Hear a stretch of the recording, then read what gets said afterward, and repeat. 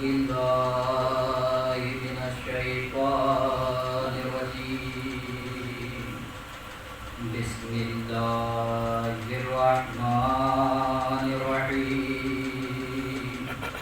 الصلاة والسلام على أشرف الأنبياء والمرسلين سيدنا وشفيع ذنوبنا ومولانا ومولى الثقلين جد الحسن والحسين أبي القاسم محمد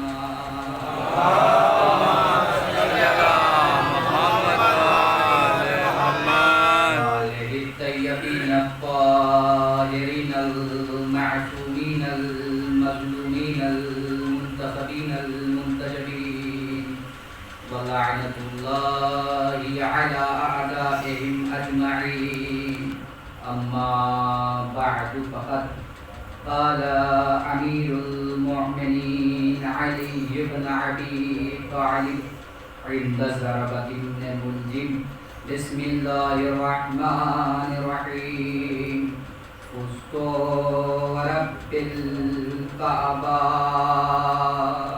اللهم صل على محمد وآل محمد.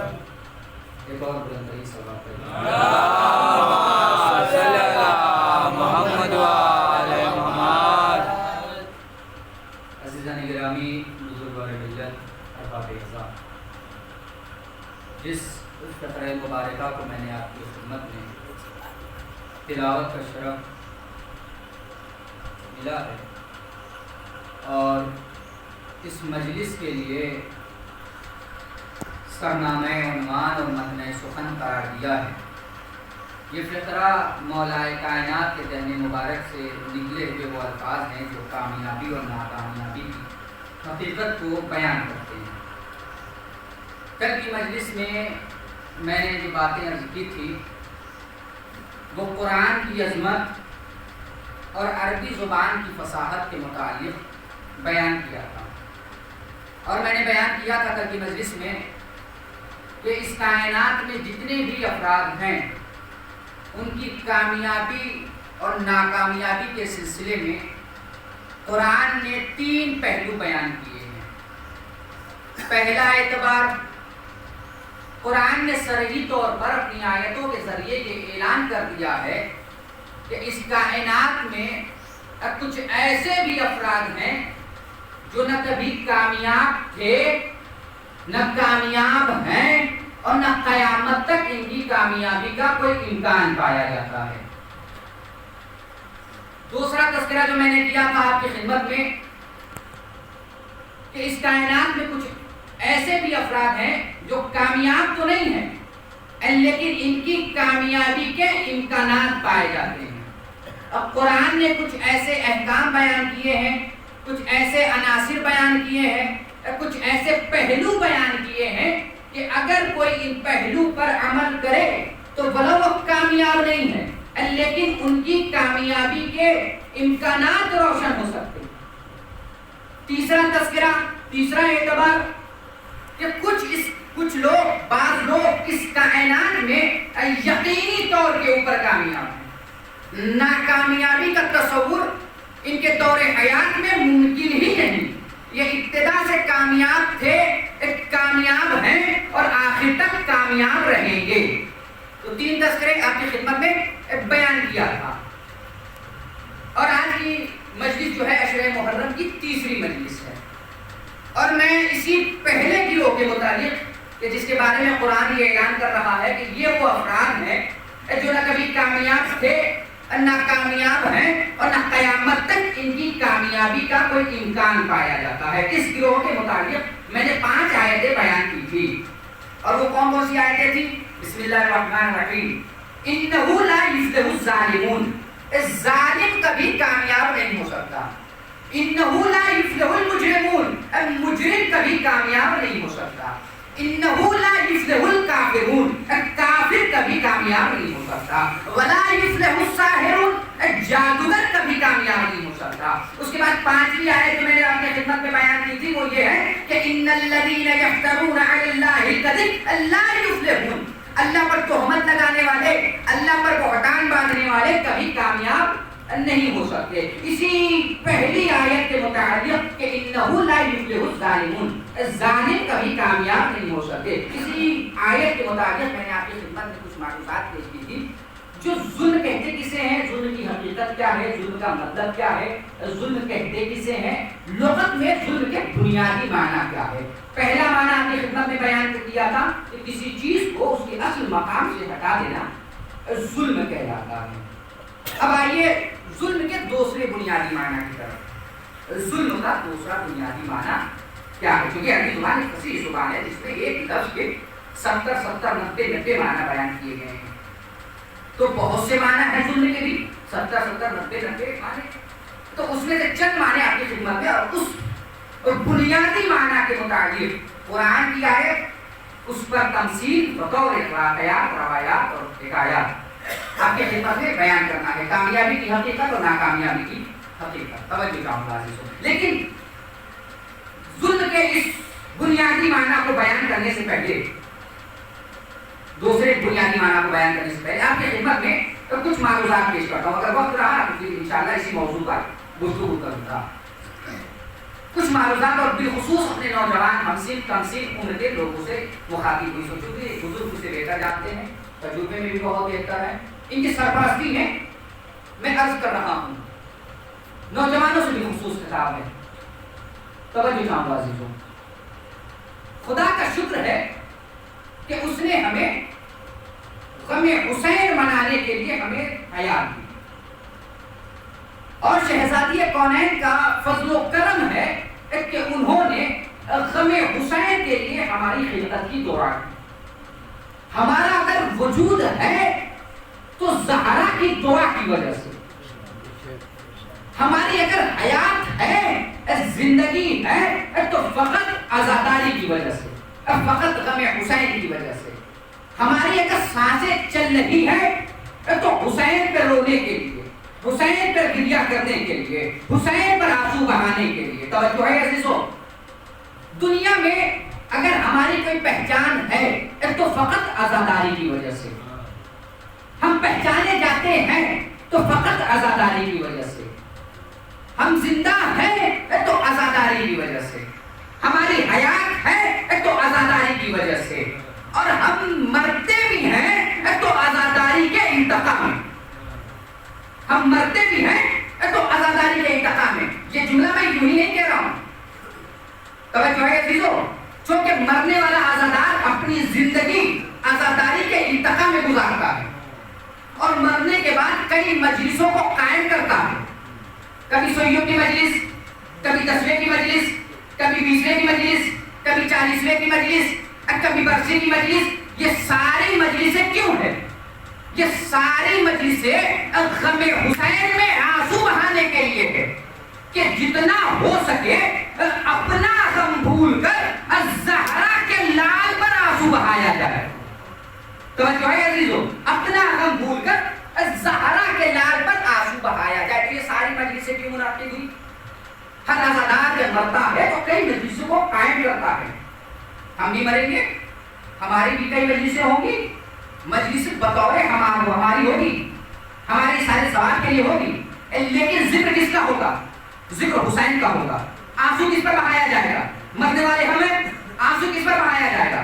حسین کی عظمت پر، حسین کے مسائل پر۔ کیوں؟ کیونکہ یہ ساری مجلسیں حسین پر آنسو بہانے کے لیے زہرا نے ہماری خلقت کی جو دعا کی ہے وہ اسی بنیاد پر کی ہے کہ بابا میرے لال پر روئے گا کون؟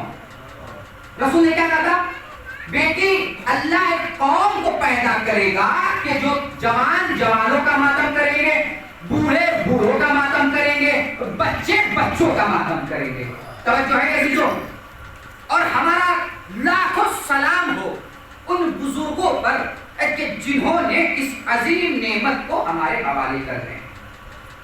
توجہ ہے عزیزو، کہ جو ہماری شفاعت کا ایک ذریعہ ہے، یہ فرشی عصا ہماری شفاعت کا ایک ذریعہ ہے۔ قیامت میں محشر میں جب ہماری شفاعت کی جائے گی تو یہ بھی ایک ذریعہ بنے گا فرشی عصا، یہ مجلسیں، یہ عاشور، یہ غم، یہ نواخوانی، یہ مسجد خانی۔ توجہ ہے عزیزو، اور میں یہ جملہ یوں ہی نہیں کہہ رہا ہوں بلکہ ایران کے مجتہد تھے اپنے زمانے کے بہت بڑے مجتہد تھے. وہ ہر سال مجلس میں، ہر سال محرم ایام شہادت سید الشہداء میں مجلس منعقد کرتے تھے. مختصر سی مجلس، ایک سادی سی مجلس، چونکہ علماء کی مجلس بڑی سادگی والی مجلس ہوتی ہے، جس میں چند علماء، چند محققین، چند شاعر، چند مرثیات یہی ہوتے ہیں. زیادہ اس میں یہ نہیں کہ بہت زیادہ مجمع ہو، بس مختصر سی عبادت اور ایک سادی سی مجلس ہوتی ہے. لہذا وہ مجتہد ہر سال کی طرح ماہ محرم میں ایک مجلس منعقد کرتے ہیں. ہر سال کی طرح ایک سادی سی مجلس منعقد کرتے ہیں. اس میں ایک سادہ سا ذاکر ہے، ظاہراً سادہ ذاکر ہے، لیکن اس کی عظمت، اس کی بلندی، اس کا وقار بہت بلند ہے. وہ سادہ سا ذاکر آتا ہے اور چند لمحے کے لیے مجلس اور واقع کروا ہو بیان کرتا ہے. جب وہ مجلس پڑھ چکا ذاکر تو وہ مجتہد، وہ عالم اس ذاکر کے پاس جاتے ہیں اور جانے کے بعد بیان کرتے ہیں کہ میں 40 سال تک معصومہ قم کے روضے میں اول وقت میں نماز شب پڑھی ہے. 40 سال تک اول وقت میں نماز شب پڑھی ہے. میں تمہیں اپنے نماز شب کا ثواب دینا چاہتا ہوں، مگر ایک شرط ہے. ذاکر نے کہا حضور میرے پاس کیا ہے کہ میں آپ کو دے سکوں؟ میرے پاس تو کچھ نہیں ہے، میں تو ایک سادہ سا ذاکر ہوں، مختصر چند پیسوں کے لیے میں ذاکری کرتا ہوں اور خوش لیجیے شہزادی کونین کے لیے ذکر کرتا ہوں. مجتہد نے کہا کہ میں 40 سال کی عبادت کا ثواب، آپ اندازہ لگائیں کہ ایک عالم کی عبادت کا ثواب کیا مقام ہوگا، اس کا ثواب کیا ہوگا. معصوم فرماتے ہیں کہ ایک جاہل رات بھر عبادت کرے، رات بھر سجود کرے، سجدہ کرے، رکوع کرے اور قنوت پڑھے، رات بھر عبادت کرے، اس جاہل کی عبادت سے افضل ہے ایک عالم کا سونا. اندازہ لگائیں کہ اس جاہل کی عبادت سے بہتر ہے ایک عالم کا سونا. تو جس کا سونا بہتر ہو اس کی عبادت سے، تو ایک مجتہد کی عبادت ہوگی 40 سال تک کی عبادت کا مقام کیا ہوگا. اول وقت میں پڑھی گئی نماز شب کا مقام کیا ہوگا، معصوم قم کے روزے میں پڑھی گئی نماز شب کا مقام کیا ہوگا. توجہ ہے عزیزو. وہ عالم کہتے ہیں کہ میں 40 سال کا ثواب تمہیں دینے کو تیار ہوں، مگر ایک شرط ہے. وہ شرط یہ ہے کہ جو تم نے اس وقت فقط مجلس پڑھی ہے، جو ذکر کیا ہے، اس کا ثواب مجھے دے دو،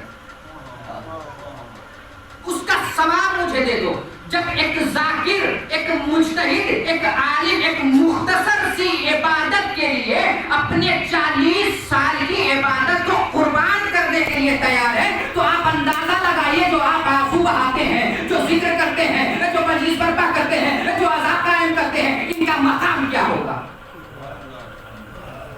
توجہ ہے عزیزو. تو یہ بہت عظیم نعمت ہے اور ایسے واقعات تاریخ میں بہت تحریر ہے. توجہ ہے عزیزو. ایسے واقعات تاریخ میں بہت عظیم ہیں. امام جعفر صادق علیہ السلام کی خدمت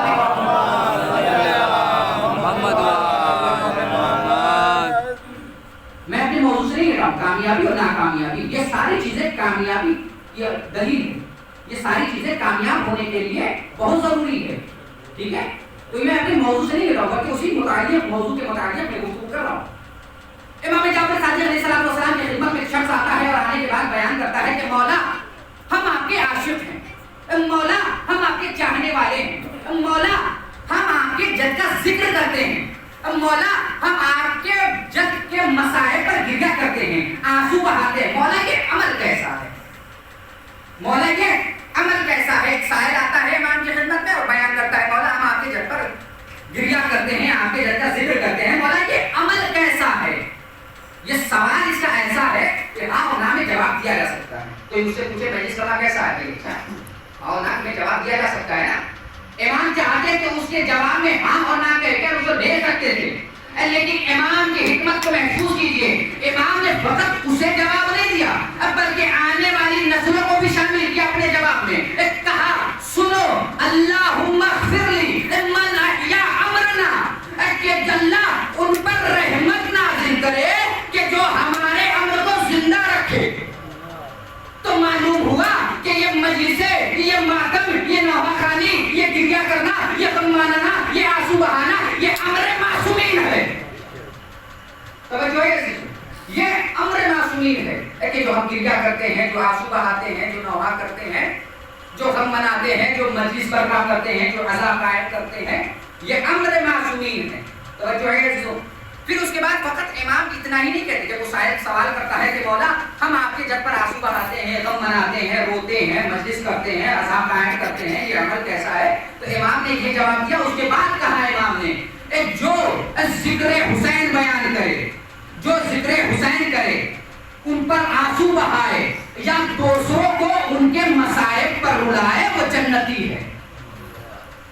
وہ ایک جنتی ہے. اس کا مطلب کہ آنسو بہانا، غم کرنا، دوسروں کو مصائب حسین پر رلانا، یہ جنتی ہونے کی علامت ہے. توجہ ہے عزیزو. تو آپ جو غم مناتے ہیں، جو آنسو بہاتے ہیں، حسین پر کیا کرتے ہیں، یہ جنتی ہونے کی علامت ہے. یہ علامت ہے کہ آپ جنتی ہیں. اچھا یہ تو آخرت کا مقام ہے، جنت تو آخرت میں ملے گی. اس دنیا میں اس فوجی عذاب کا مقام کیا ہے؟ اس دنیا میں اس عذاب کو قائم کرنا، اس مجلسوں کو برپا کرنا، حسین پر آنسو بہانا، غم کرنا، ان کی عظمت اس دنیا، اس فانی دنیا میں، اس مادی دنیا میں کیا ہے؟ بھائی اس کی بھی عظمت دنیا میں کچھ ہوگی. آنسو بہانے سے دنیا میں بھی کچھ فائدہ ہوگا. تو اس دنیا میں ان عزاداری کا فائدہ کیا ہے؟ توجہ ہے عزیزو. علامہ نعمت اللہ جزائری جو صوفی دور کے ایک مشہور محدث، فقیہ اور ایک عالم بزرگ تھے، جو تقریباً 16ویں صدی میں موجود تھے. توجہ ہے عزیزو. 1701 ہجری میں ان کی وفات کی تاریخ ہے. ٹھیک ہے، 1701. یہ 16ویں صدی کے ایک بزرگ عالم ہیں علامہ نعمت اللہ جزائری. وہ بیان کرتے ہیں کہ میں ایک دفعہ بہت سخت پریشان تھا، بہت زیادہ سخت پریشان تھا.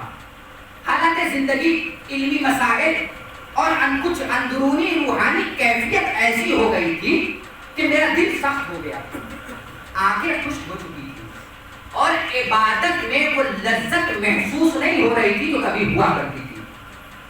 توجہ ہے عزیزو. عبادت میں وہ لذت محسوس نہیں ہوتی تھی جو عبادت کی لذت ہے.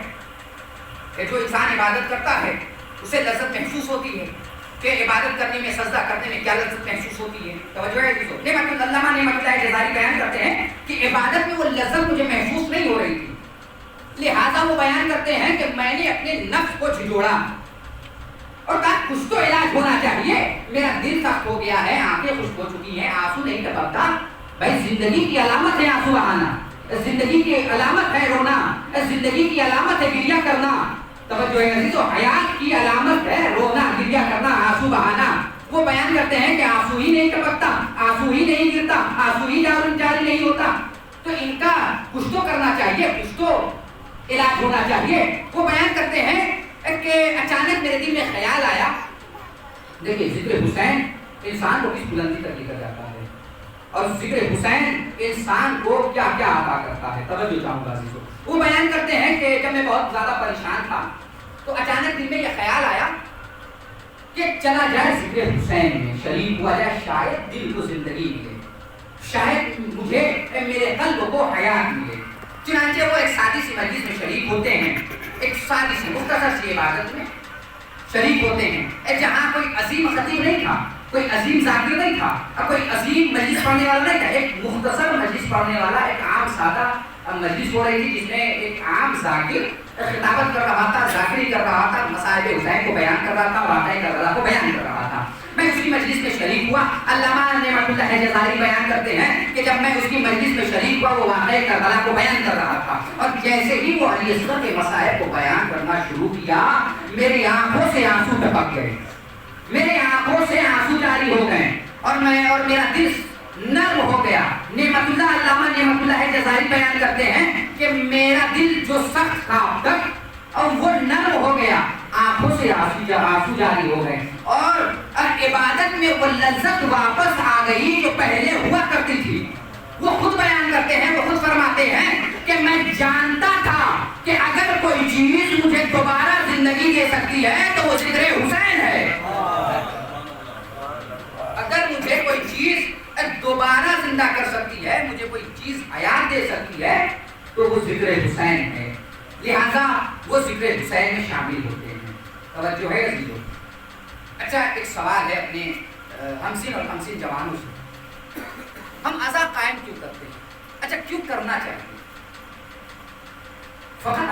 بہانے کے لیے. بھائی آنسو بہانے کے لیے تو ہم گھر پہ بھی بیٹھ کر آنسو بہا سکتے ہیں. رونے کے لیے بہت زیادہ مسائل پڑھنے کی ضرورت نہیں ہے. نام حسین ہی رونے کے لیے کافی ہے. تو نام حسین پر تو ہم گریا کر سکتے ہیں. گھر پہ اٹھتے بیٹھتے سوتے لیٹتے جاتے ہم رو سکتے ہیں, گریا کر سکتے ہیں. عزا کیوں قائم کرتے ہیں؟ توجہ ہے, عزا کیوں قائم کرتے ہیں؟ دو وجہ ہیں. پہلی وجہ علم پھیلانے کے لیے, کیونکہ یہ فرش عزا فقط فرش نہیں ہے بلکہ درسگاہ ہے, ایک یونیورسٹی ہے, ایک سبق گاہ ہے کہ جہاں سے اچھا دیکھیے یونیورسٹی میں کیا ہوتا ہے. میں خود یونیورسٹی میں پڑھا ہوں, علی گڑھ مسلم یونیورسٹی میں. وہاں پر کیا ہے, ڈپارٹمنٹ الگ الگ ہیں, محکمات الگ الگ ہیں. کوئی ڈپارٹمنٹ جو ہے دینیات کا ہے, کوئی ڈپارٹمنٹ جو ہے اسلامک اسٹڈیز کا ہے, کوئی ڈپارٹمنٹ عربی کا ہے, کوئی فارسی کا ہے, کوئی سوشیولوجی کا ہے, بہت سے ایسے. ٹھیک ہے, لیکن یہ واحد ایک ایسی یونیورسٹی ہے جہاں محکمے الگ الگ نہیں کیے گئے ہیں. یہیں سے توحید بھی بیان کیا جاتا ہے, یہیں سے ذکر حسین کیا جاتا ہے, یہیں سے آدم کا ذکر کیا جاتا ہے, یہیں سے نوح کا ذکر کیا جاتا ہے, یہیں سے نوح کا ذکر کیا جاتا ہے, یہیں سے ابراہیم کا بھی ذکر کیا جاتا ہے, یہیں سے اسماعیل کی قربانی کا بھی ذکر کیا جاتا ہے, یہیں سے اسحاق کا بھی ذکر کیا جاتا ہے, یہیں سے یوسف کی پاک دامنی کا بھی ذکر کیا جاتا ہے, یہیں سے موسیٰ کا بھی تذکرہ کیا جاتا ہے, یہیں سے عیسیٰ کا بھی تذکرہ کیا جاتا ہے, یہیں سے آخری نبی کا بھی ذکر کیا جاتا ہے. یہ کہاں یہاں سے دنیا کے بھی بارے میں بیان کیا جاتا ہے, آخرت کے بارے میں بیان کیا جاتا ہے. یعنی یہ وہ یونیورسٹی ہے جہاں محکمے الگ نہیں کیے گئے, جہاں ڈپارٹمنٹ الگ نہیں کیے گئے, شعبات نہیں الگ کیے گئے, شعبے الگ نہیں کیے گئے. یہ واحد یونیورسٹی ہے نا. بعض جگہوں پر کیا ہوتا ہے, کسی یونیورسٹی میں ایسا ہوتا ہے کہ جہاں مذہب اور ملت بھی قید ہوتی ہے. مثلا بہت سے ایسے کالج ہوں گے کہ جہاں پر یہ شرط ہے کہ بھائی اس مذہب سے آپ تعلق رکھتے ہوں گے تبھی آئیں گے. حتیٰ کہ عمر کی بھی قید لگائی گئی کہ اس عمر کے اگر بچے ہوں گے تبھی ایڈمیشن ہوگا, ورنہ ایڈمیشن نہیں ہوگا. لیکن یہ واحد ایسی یونیورسٹی ہے کہ جہاں عمر کی قید ہے, نہ مذہب اور ملت کی قید ہے. عیسائی بھی آئے وہ بھی یہاں سے علم سیکھ کر جائے, یہودی آئے وہ بھی علم سیکھ کر جائے, مسلمان آئے تب بھی علم سیکھ کر جائے. ہر مذہب کا, ہر ملت کا انسان آتا جائے, علم حاصل کرتا جائے. توجہ ہے, تو عزا کی قائم کرنی چاہیے. پہلی وجہ علم پھیلانے کے لیے. اور دوسری وجہ, اچھا دیکھیے یہ فرش عزا جو ہم دکھاتے ہیں کسی جنت کے لالچ نہیں دکھاتے, کسی جہنم کے خوف کی وجہ سے نہیں دکھاتے. تو پھر یہ فرش ہم دکھاتے کیوں ہیں؟ توجہ چاہوں گا. مولا کائنات سے سوال کیا گیا, مولا آپ خدا کی عبادت کیوں کرتے ہیں؟ آپ خدا کی عبادت کیوں کرتے ہیں؟ مولا نے کیا جواب دیا تھا, نہ میں جنت کی لالچ میں کرتا ہوں, نہ جہنم کی خوف میں کرتا ہوں, بلکہ اللہ کو لائق عبادت پایا تو اس کی عبادت کرتا ہوں. وہ لائق عبادت ہے, وہ لائق سجدہ ہے. توجہ ہے عزیزو. تو ہم یہ فرش کیوں بچھاتے ہیں؟ اس لیے کہ حسین محبت کے لائق ہے تو ہم فرش بچھاتے ہیں. یہ محبت کا تقاضا ہے کہ جسے محبت کیا جائے اگر وہ غم میں ہو تو ہم بھی اس کے غم میں شریک ہوں, ہم بھی اس کے غم میں غمگین ہوں. اگر وہ خوش ہو تو ہم اس کی خوشی میں شریک ہوں, اس کی خوشی میں ہم خوشی منائیں, اس کے غم میں ہم غم منائیں. تو یہ فرش جو ہم بچھاتے ہیں غم میں, یہ محبت کا تقاضا ہے کہ ہم فرش بچھاتے ہیں. حسین کی محبت کا یہ تقاضا ہے, یہ حسین کی محبت کی وجہ سے ہم فرش بچھاتے ہیں اور حسین پر آنسو بہاتے ہیں. لیکن سب سے محبت نہیں ہوتی, ہر ایک انسان سے محبت نہیں ہوتی. کنجوس سے محبت کوئی کرتا ہے کیوں؟ بھائی وہ بھی تو انسان ہے, اس سے بھی محبت ہو سکتی ہے, کیوں نہیں کرتے کنجوس سے محبت؟ بھائی ظالم سے بھی تو محبت ہو سکتی ہے, لیکن ظالم سے محبت کیوں نہیں کرتے؟ بھائی مجرم سے بھی تو محبت کی جا سکتی ہے, محبت کیوں نہیں کرتے؟ بھائی کافر سے بھی محبت کی جا سکتی ہے, کیوں نہیں کرتے؟ بھائی اللہ پر تہمت لگانے والوں سے بھی محبت کی جا سکتی ہے, پر کیوں نہیں کرتے؟ توجہ ہے کہ تو ظالم سے بھی محبت کی جا سکتی ہے, نہیں کرتے. اور ہر انسان محبت کے لائق نہیں ہوتا, ہر انسان محبت کے قائل نہیں ہوتا, ہر انسان سے محبت نہیں ہو سکتی, ظالم سے محبت نہیں ہو سکتی, مجرم سے محبت نہیں ہو سکتی, کافر سے محبت نہیں ہو سکتی, اللہ کے اوپر تہمت لگانے والوں سے محبت نہیں ہو سکتی, جادوگروں سے محبت نہیں ہو سکتی, قاتل سے محبت نہیں ہو سکتی. توجہ ہے عزیزو, محبت اس سے ہوتی ہے جو محبت کے لائق ہو, ہر انسان سے محبت نہیں ہوتی. اب کوئی آ کر کہے کہ تم زہرا کے قاتلوں سے محبت کرو تو ہم زہرا کے قاتلوں سے محبت کیسے کر سکتے ہیں؟ کیسے کر سکتے ہیں؟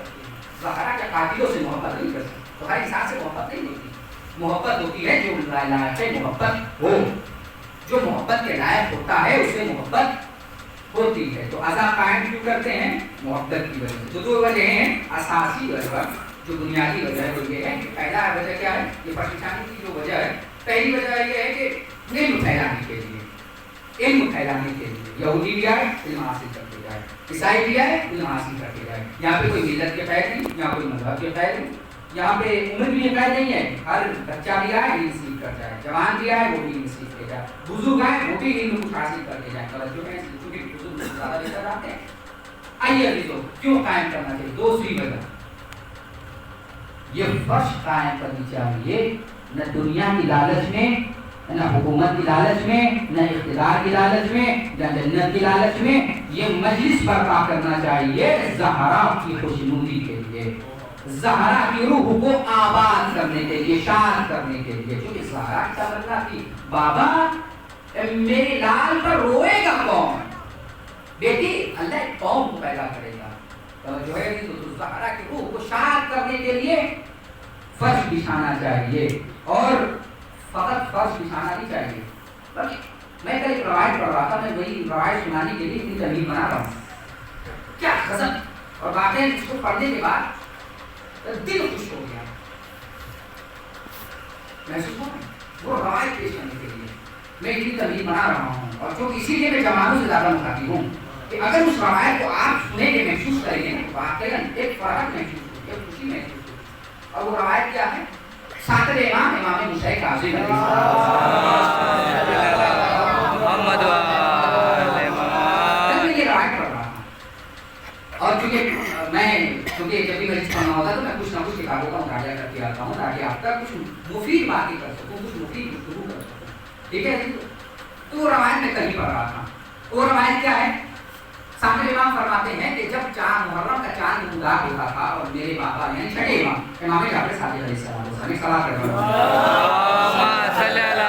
محمد والے محمد. جب چاند محرم کا چاند نمودار ہوتا تھا, جب میرے بابا چاند محرم کا چاند دیکھتے تھے تو ان پر غم طاری ہو جاتا تھا, وہ غمگین ہو جاتے تھے. اور جب کسی سے ملاقات کرتے تھے, جب کسی سے ملتے تھے تو مسکرا کر نہیں ملتے تھے, غمگین ہو کر ملتے تھے. ایسا لگتا تھا کہ ہاں مولا آج غم میں ہیں. توجہ ہے. تو جب چاند محرم کا نمودار ہوتا تھا, جب لوگ دیکھتے تھے کہ اہل بیت کے گھر میں اب غم شروع ہو چکا ہے, تو لوگ آتے تھے, ذوق پر ذوق لوگ آتے تھے, تمام ملکوں سے آتے تھے, قصبوں سے آتے تھے, بستیوں سے آتے تھے آپ کی خدمت میں, اور آنے کے بعد غم میں شریک ہوتے تھے, تعزیت پیش کرتے تھے. توجہ ہے, تعزیت پیش کرتے تھے. تو امام سب کی تعزیتوں کو قبول کرتے تھے اور اپنے غم میں سب کو شریک کرتے تھے. جب سب آ جاتے تھے, سب کو بیٹھاتے تھے, بیٹھانے کے بعد خود امام کھڑے ہوتے تھے, چھٹے امام کھڑے ہوتے تھے, اس کے بعد بیان کرتے تھے کہ اعلموا ایھا الناس اعلموا ان الحسین حی, اے لوگوں جان لو حسین زندہ ہیں. کیونکہ کل اس عبارت کو پڑھ رہا تھا, کہ عربی عبارت بس اتنی میں نے یاد کی ہے, بہت طویل یہ روایت لہٰذا ہے. ایسی سناؤ, کسی کو حوالہ چاہیے, کسی کی کوئی متن دیکھنی ہو تو وہ میرے پاس آ سکتا ہے, میں دکھا سکتا ہوں. ٹھیک ہے, اور بہت دلیل کے ساتھ ہی پڑھ رہا ہوں روایت, کوئی مطلب عام روایت نہیں. امام فرماتے ہیں کہ سنو اے لوگوں, اور امام حسین مرے نہیں ہیں بلکہ حیات ہے. مردوں میں یہ کشش نہیں ہوتی کہ جو لوگوں کو اپنا تذکرہ کرانے کے لیے کھینچ جائے. یہ زندگی کی علامت ہے, یہ حیات کی علامت ہے کہ جو آپ آئے ہیں. حسین خدا کی طرف سے رزق پاتے ہیں. اس کے بعد کیا فرماتے ہیں؟ اس کے بعد عزاداروں کو شامل کرتے ہیں, ظاہروں کو شامل کرتے ہیں, بیان کرتے ہیں کہ چھٹے امام کہتے ہیں کہ اعلموا ان الحسین حی, اے لوگوں جان لو حسین زندہ ہیں اور خدا کی طرف سے رزق پاتے ہیں. اس کے بعد بیان کرتے ہیں کہ حسین ظاہروں کو دیکھ رہے ہیں, حسین ظاہروں پر, ظاہرین پر جو حسین کی زیارت کرنے جاتے ہیں انہیں دیکھ رہے ہیں, ان پہ نظریں گڑائے بیٹھے ہیں, مقتل کی طرف دیکھ رہے ہیں, شہیدوں کو طرف دیکھ رہے ہیں کہ جو وہاں مقتل میں دفن ہیں, مقتل کو دیکھ رہے ہیں جو وہاں پر شہید ہوئے ہیں, جو وہاں دفن ہوئے ہیں انہیں دیکھ رہے ہیں, اور زائرین کو بھی دیکھ رہے ہیں. فقط زائرین کو نہیں دیکھ رہے ہیں بلکہ آنسو بہانے والوں کو بھی دیکھ رہے ہیں, آنسو بہانے والوں کو بھی دیکھ رہے ہیں. اس کے بعد امام فرماتے ہیں فقط آنسو بہانے والوں کو نہیں دیکھ رہے ہیں بلکہ جو عزا قائم کرتے ہیں انہیں بھی دیکھ رہے ہیں, جو عزا قائم کرتے ہیں انہیں بھی دیکھ رہے ہیں. اچھا, جسے حسین دیکھیں, جس پر حسین نظریں گڑائے بیٹھے ہوں, جس کو حسین اپنی نگاہوں میں بسا کے رکھے، دنیا انہیں لاکھ مٹانے کی کوشش کرے پر وہ قوم مٹ نہیں سکتی۔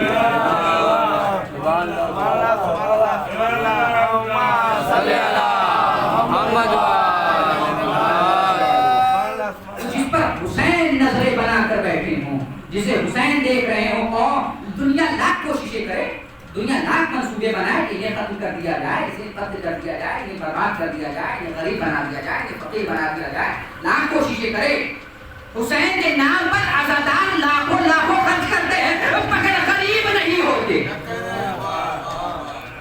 کیوں؟ حسین نے عطا کیا ہے، ہم حسین کے راہ میں خرچ کرتے ہیں، ہمیں حسین کے صدقے میں یہ سب ساری چیزیں ملی ہیں، حسین کے راہ میں خرچ کرتے ہیں، ان کی عزا قائم کرتے ہیں، اس میں خرچ کرتے ہیں۔ تو زیادہ سے زیادہ خرچ کرنے کی کوشش کیا کر کے اور فرش زیادہ سے زیادہ بچھانے کی کوشش کیا کیجیے۔ توجہ ہے عزیزو؟ تو کیا ہے؟ ظاہری کو دیکھتے ہیں، مقتل کی طرف دیکھتے ہیں، ان شہداء کو دیکھتے ہیں، اور کسے دیکھتے ہیں؟ ظاہری کو دیکھتے ہیں، آنسو بہانے والوں کو دیکھتے ہیں، اور جو عزا قائم کرتے ہیں انہیں دیکھتے ہیں۔ اب ہم مقام سمجھیے اپنی عزاداروں کی مقام کیا ہے، عزاداروں کا مقام کیا ہے، ان کی عظمت کیا، اب محسوس کیجیے یہاں سے رہا ہے۔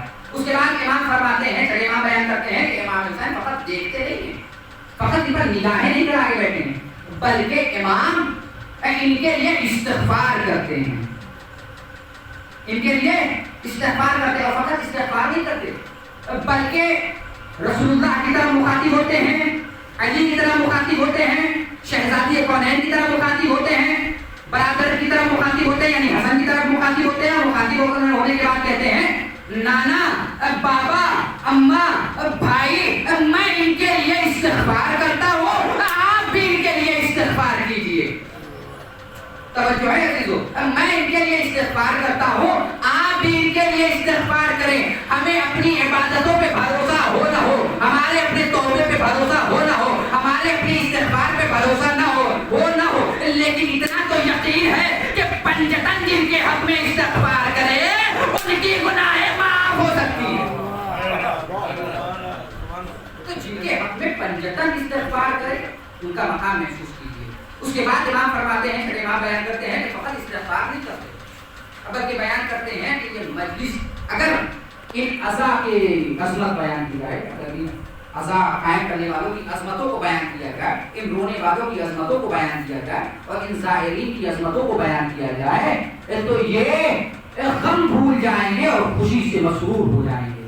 لیکن اتنی عظمتیں محسوس کی ان ظاہری جو زیارت کرنے والے ہیں، ان کی عظمت یہ ہے کہ اگر ان کی عظمتوں کو بیان کر دیا جائے تو یہ غمگین ہونا کم پسند کریں گے، اس کی عظمتوں کی وجہ سے خوش ہو جائیں گے۔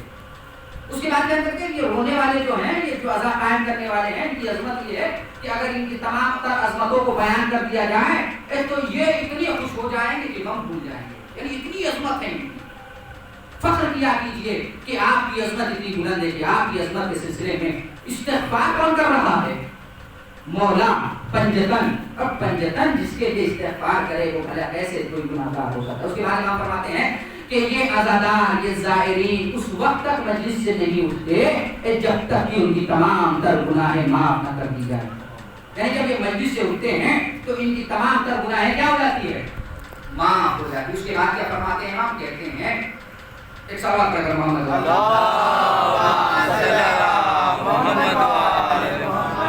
اس کے بعد امام فرماتے ہیں کہ ان کی تمام تر کیا گناہیں کیا ہو جاتی ہیں؟ معاف ہو جاتی ہیں۔ اس کے بعد امام فرماتے ہیں کہ یہ اس حالت میں مجلس سے اٹھتے ہیں، اس حالت میں یہ مجلس سے اٹھتے ہیں کہ جیسے کوئی ماں ابھی کسی کو پیدا کیا ہو، یعنی اس طریقے سے گناہوں سے پاک ہو جاتے ہیں کہ وہ بس ابھی پیدا ہوئے ہیں۔ تو اپنی عظمتوں کو محسوس کیجیے۔ اچھا دیکھیے، اگر چونکہ 5 منٹ دوں گا آپ کی خدمت میں، چونکہ وقت بھی نہیں ہے اور دوسرے بھی آپ کی مجلس کرنی ہے۔ یہ تو ہے عظمت، عزاداروں کی عظمت کہ ان کے لیے استغفار کرتے ہیں، امام ان کا نظر بڑھ بنائے بیٹھے ہیں، اور پنجتن بالخصوص پنجتن ان کے لیے استغفار کرتے ہیں، اور یہ جب عزا سے اٹھتے ہیں تو اس حالت میں اٹھتے ہیں کہ تمام تر گناہیں معاف ہو جاتی ہیں، اس حالت میں اٹھتے ہیں جیسے ابھی ان کی ماں نے پیدا کی ہو، یعنی اس طریقے سے گناہوں سے پاک ہو جاتے ہیں۔ اچھا دیکھیے، گھر میں ماشاءاللہ سے اب چونکہ سب کے پکے گھر ہیں، مکان ماشاءاللہ سے سب کے پکے گھر ہیں، فرش جو ہے پکے ہو چکے ہیں، جب گھر کی عورتیں اس پر صاف صفائی کرتی ہیں، پوچھا لگاتی ہیں، تو پوچھا لگانے کے بعد کیا ہوتا ہے؟ چاہے کوئی بھی آ جائے، جب پوچھا لگ جاتا ہے تو کچھ وقت کے لیے کچھ بھی ہو جائے، گھر کی عورتیں کیا کہتی ہیں؟ اندر نہ آئیے گا چپل پہن کر، فرض کیا ہو جائے گا؟ مدعا ہو جائے گا، ابھی نہ آئیے گا. کیوں؟ ابھی تو پوچھا لگایا ہے، ابھی تو صاف صفائی کیا ہے، ابھی تو سب چیزیں ختم کی ہے، ساری گندگیوں کو ختم کیا ہے، ساری برائیوں کو ختم کیا ہے، سارے جتنے بھی گرد و غبار لگے تھے سب کو صاف کیا ہے. کم از کم کچھ لمحے تو رک جائیے، کچھ لمحے کے لیے تو اسے صاف ستھرا رہنے دیجیے. تو اے عزادارو، جب تم تمام تر گناہوں سے معاف ہو جاتے ہو تو کم از کم اتنے لمحے تک تو رکے رہو کہ تم کچھ لمحے کے لیے تو رکے رہو کہ تم گناہ نہ کر سکو. اب جیسے ہی فرض نکلے گا برائی شروع، تو ایسا نہ ہونے پائے. کم از کم جب گناہوں سے معاف، تمام تر گناہوں سے جب بخش دیے جاتے ہیں، جب سارے گناہ معاف ہو جاتے ہیں، کم از کم اتنے لمحے تو آپ رکیے کہ جس طریقے سے گھر کی عورتیں جو ہیں کہتی ہیں کہ بھائی صاف صفائی کیا ہے تو ابھی آپ گھر میں نہ آئیے، تھوڑے کچھ لمحے کے لیے اسے صاف ستھرا رہنے دیجیے. ویسے ہی جب آپ گناہوں سے پاک ہو جاتی ہیں تو کم از کم اتنے لمحے تو رکیے کہ آپ یہ کوئی نہ کہنے پائے کہ ابھی تو سارے گناہوں کو معاف کرا کے آئے ہیں، شروع ہو گئے، پھر برائی شروع ہو گئی، پھر غیبت شروع ہو گئی، تو تمام تک اسی ٹرین میں چلے گئے. تو کم از کم اتنے لمحے تو رکیے کہ کوئی یہ کہنے نہ پائے ہاں ہوگا. بس زحمت اب تمام کر رہا ہوں، زیادہ وقت نہیں ہوگا. آج کی محرم ہے اور آپ حسین کا غم منانے کے لیے یہاں تشریف فرما ہے. عزاداروں کی عظمت میں نے بیان کی اور اسی روایت کو سنانے کے لیے کل سے بے قرار تھا کہ عزاداروں کی عظمت کیا ہے. اسی لیے میں نے خصوص جوانوں کو مخاطب کیا کہ جوانوں سے یہ بزرگ تو بہت عظیم ہیں، لہٰذا اسی لیے نوجوان ہو، کیونکہ یہ نوجوان جو ہوتے ہیں نا وہ اس سونے کے مانند ہے جو 18 کیرٹ یا 22 کیرٹ کے ہوتے ہیں. کیوں؟ کیونکہ انہیں آگ کی بھٹی میں ڈال کر انہیں کسی بھی شیپ میں ڈالا جا سکتا ہے. اور بزرگ کیا ہے کہ 24 کیرٹ کے سونے ہیں، 24 کیرٹ کے، جسے کتنا بھی چلایا جائے یہ کسی سانچے میں نہیں ڈلتے. تو بزرگ جو ہمارے ہیں وہ 24 کیرٹ کے سونا ہے، اور جو ہمارے نوجوان ہیں وہ 18 اور 22 کیرٹ کے سونا ہے کہ جنہیں کسی بھی بھٹی میں ڈال کر، آگ کی بھٹی میں ڈال کر انہیں کسی بھی شیپ میں کسی بھی سانچے میں ڈالا جا سکتا ہے. توجہ ہے. اور بزرگ بہت عظیم ہستی ہیں، لہٰذا بزرگوں کی بڑی تعظیم کرنی چاہیے، ان کی عظمتوں کو سمجھنا چاہیے اور کبھی بھی بزرگوں سے بدتمیزی نہیں کرنی چاہیے. یہ بھی یاد رکھیے، کسی بھی بزرگوں سے کبھی بھی کسی بزرگ سے بدتمیزی نہیں کرنی چاہیے. سب سے اخلاق کے ساتھ رہیے، سب سے محبت کے ساتھ رہیے. یہ مجلس فقط اس لیے نہیں کی جاتی کہ آپ بس مجلس کریے، حسین کرو، یہ آنسو بھاری اور چلے چلیے، بس اپنے گھر بیٹھے اس کا کام ہو گیا، نہیں رکھیے. بلکہ یہ 2 مہینہ اور 8 دن درسگاہ کے لیے، درس کے لیے یہ فرض اٹھایا گیا ہے. آپ درس حاصل کیجئے، اس کے بعد آپ کا امتحان شروع ہوگا 8 ربیع الاول کے بعد. 8 ربیع الاول کے بعد آپ کا امتحان شروع ہوگا. دیکھیے ساری یونیورسٹی میں کیا ہوتا ہے، سال بھر پڑھایا جاتا ہے، ایگزام کچھ دنوں کے لیے ہوتا ہے. علی کی یونیورسٹی اور حسین کی یونیورسٹی واحد ایک ایسی یونیورسٹی ہے کہ جہاں 2 مہینے 8 دن درس پڑھایا جاتا ہے، سبق پڑھایا جاتا ہے، اور امتحان 8 ربیع الاول سے لے کر 29 ذوالحجہ تک امتحان آپ کا ہے. اتنا کمی آپ کا امتحان رہتا ہے. تو آج 3 محرم ہے اور حسین کا غم منانے کے لیے آپ اس فرش پر بیٹھے ہوئے ہیں اور حسین کا غم منانے کے لیے آپ آمادہ ہیں. عزیزو، کل میں نے جو مسائل پڑھا تھا وہ وادی کربلا میں داخلے کی روایت میں پڑھی تھی. آج دل چاہتا ہے کہ میں وہ مسائل پڑھوں کہ جب حسین سفر میں تھے، حسین کے دل پہ کیا گزری ہے. عزیزو، میں بیان کروں، جب کوفے سے خط آیا نا تو حسین نے اپنا نائب بنا کر جناب مسلم بن عقیل کو بھیجا. تو جناب مسلم بن عقیل کو کوفے بھیج دیا اور تو پھر راستے میں امام چل پڑے. لیکن حسین کا دل مضطرب ہے. مضطرب کیوں ہے؟ وہ چاہتے ہیں کہ کوفے کے حالات معلوم کر سکے. وہ انتظار کر رہے ہیں کہ کوفے سے آئے اور مجھے کوفے کے حالات بیان کرے. امام کی خواہش ہے کہ کوفے میں کیا ہو گیا، میرا بھائی تو سلامت ہے، ہاں عزیزو احباب اصحاب. حسین، روایت کہتی ہے کہ حسین کے ساتھ ساتھ عباس چل رہے تھے. جب ساتھ میں عباس چل رہے تھے تو حسین نے ایک جواب دیا، علیک السلام یا اخی، اے سلام ہو اے میرے بھائی تم پر. تو عباس نے جیسے یہ فقرہ سنا وہ عباس قریب گئے حسین کے اور جانے کے بعد کہا، مولا یہاں تو آپ کو کوئی سلام کرنے والا بھی نہیں ہے، یہاں پر تو آپ کو کوئی سلام کرنے والا بھی نہیں ہے، مولا آپ کس کے سلام کا جواب دے رہے ہیں؟ مولا کس کی سلام کا جواب دے رہے؟ جیسے ہی حسین نے ٹکرا سنا کر کے کہتے ہیں عباس کوفے میں دارالامارہ کی چھت سے میرا بھائی مسلم مجھے سلام کرتا ہے، باب ادا میں اس کے سلام کا جواب دوں۔ جیسے ہی عباس نے یہ ٹکرا سنا طرف کے عباس کہتے ہیں مولا ارے میرے بھائی کو شہید کرنے کے لیے دارالامارہ کی چھت پر لے کر گئے ہیں، مولا مجھے اجازت دیجیے کہ میں کوفے جاؤں اور ان ظالموں سے لڑ کر اپنے بھائی کو بچا لاؤں۔ ہاں باب ادا جیسے ہی حسین نے سنا طرف کے کہتے ہیں اے عباس میں تمہیں کوفے نہیں جانے دوں گا، اس لیے تمہیں بابا نے کربلا کے لیے مانگا ہے، تمہیں کربلا کے لیے مانگا ہے، تمہیں کوفے نہیں جانے دوں گا۔ ہاں لیکن اس کوفے کے منظر کو میں تمہیں دکھا سکتا ہوں۔ عباس ان دو انگلیوں کے درمیان ذرا دیکھو۔ اب جیسے ہی عباس نے یہ منظر دیکھا کہ دارالامارہ کی چھت ہے، اس بلندی پر جناب مسلم بیٹھے ہوئے ہیں، گھٹنوں کے سہارے ظالم ننگی تلوار لے کر کھڑا ہے۔ جیسے ہی یہ منظر عباس نے دیکھا طرف کے کہتے ہیں بابا میرے آقا مجھے کوفے جانے دیجیے۔ ارے عباس تم نے کیا ایسا منظر دیکھ لیا؟ طرف کے کہتے ہیں مولا ارے مسلم گھٹنوں کے سہارے بیٹھا ہے، ظالم ایک ننگی تلوار لے کر کھڑا ہے، ارے کہیں میرے مسلم کے سر کو جدا نہ کر دے۔ باب ادا عباس سگے بہنوئی ہیں جناب مسلم عباس کے، چچا بھی لگتے ہیں جناب مسلم چچا دار بھائی بھی لگتے ہیں، اور کیا لگتے ہیں؟ بہنوئی ہیں حضرت عباس کے، یعنی بہن کے سہاگ ہیں۔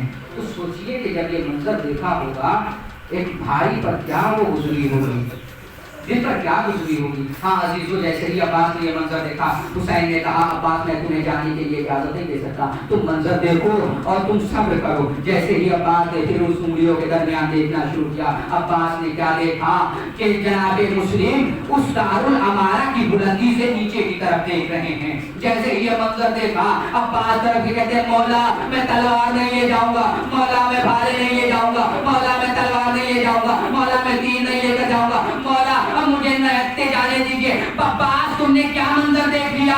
عباس طرف کہتے ہیں بھیا اے آقا اے مولا ارے جناب مسلم اس چھت کی بلندی سے نیچے کی طرف دیکھ رہے ہیں، اور ظالم آپ تو جانتے ہی ہیں نا کہ دارالامارہ کی بلندی کتنی ہے، اس بلندی سے مسلم کو نیچے گرانے کی تیاری کی جا رہی ہے۔ عباس نے جیسے ہی کہا حسین نے طرف کہا ہے بھیا عباس میں تمہیں کوفے نہیں جانے دوں گا، اس لیے کہ تم بس ابھی دارالامارہ کی بلندی دیکھ رہے ہو، ذرا نیچے تو دیکھو۔